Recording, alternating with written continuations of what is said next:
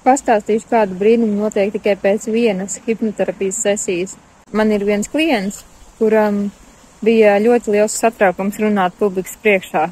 Viņš vienmēr satraucās, bija nepārliecināts par sevi, nevarēja izdomāt, ko teikt, pēkšņi viss teksts aizmirsās, vienmēr viss sagatavots teksts priekšā tikai lasīja.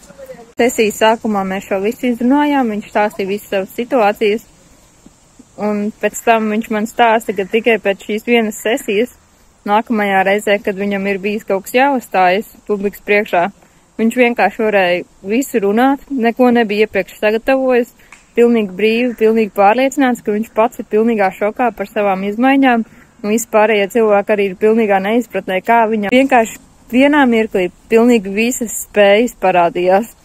Iepriekš bija tāds satraukums, tādas paniskas bailes runāt publikas priekšā, un tagad viņš vienkārši ir priekā, vienkāršā šokā par tādām izmaiņām. Redziet, ko nozīmē strādāt zemapziņā?